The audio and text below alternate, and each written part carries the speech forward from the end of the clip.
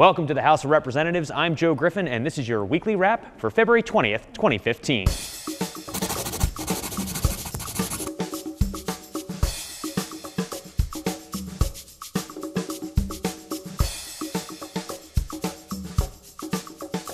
Week 3 at the legislature started out with some rough wintry weather, but that did not slow things down at the House of Representatives as a large number of bills begin to go through committee and be heard on the floor. The big issue dominating the headlines this week is the budget. The Board of Equalization certified February numbers and told legislators the state faces a $611 million shortfall. To manage the situation, appropriations and budget chairs from both the House and the Senate have already started conversations with state departments over appropriations. And both House Speaker Jeff Hickman and Senate Pro Tem Brian Bingman are putting forward legislation to find long-term solutions to the state's budget issues. As we said earlier, the big issue is the budget. And to help us understand that, we have Appropriations and Budget Chair, Representative Earl Sears. Sir, tell us, what exactly is the situation with the budget right now? Well, first of all, Joe, thank you for allowing me this opportunity to be part of your program so I can tell the people of Oklahoma what we're dealing with and how we're going to approach this. And I know you're going to probably have updates throughout the session. But right now, today, the funds were certified. That is something that we do by the Constitution about the third week of February. We got some bad news, and we have a challenge. The bad news is that we thought the hole was going to be about $300 million. Well, it's really $611.3 million that we're going to have to find these funds to balance our budget from last year's budget.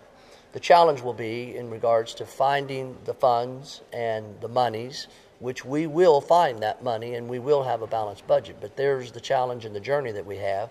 We will do this through budget cuts. We'll have to, no question, we'll have to tap into the rainy day funds to some degree. I can't give you a number today because we just started this process. We'll also be looking at other pools of money that will help us with this particular challenge. Meaning by that, we'll probably be looking at revolving funds and just other initiatives that are, when I say initiative, other funding areas that are out there that we could basically tap in to help us balance this budget. So anytime you have a conversation that says we might have to cut budgets and lower revolving funds or tap into revolving funds, it always it causes concern in regards to people and their budgets. They're working on behalf of the people and their agencies to have quality programs in Oklahoma. But the good news is, even though we have this hole, our state government, we will meet the challenge. The critical programs that we want in place in Oklahoma, they will continue to move forward. Now, we've discussed right here a lot of short-term solutions. What about the long-term on how we can avoid these things in the future? Well, we got a couple of things that are working in the House this year, and that would be reviewing our tax credits. We give about $1.7 billion in tax credits and exemptions, so we will be reviewing those.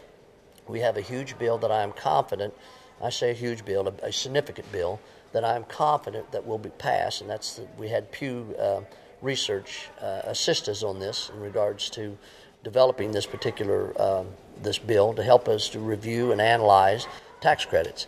So any tax credit we have in the state of Oklahoma will now have some kind of review. Myself and Senator Representative Dank and many others have been on this journey for several years, but this year it's going to happen. I am confident that bill will pass. That is one thing that will help us. The other one would be we have some bills out here that will literally look at these tax credits and maybe reducing some this year. That will not help this budget this year, but it will help us in the future years. Give us that extra wiggle room as time goes by. Well, Representative Sears, thank you for joining us, and thank you for joining us, and tune in next week for your video wrap here at the House of Representatives.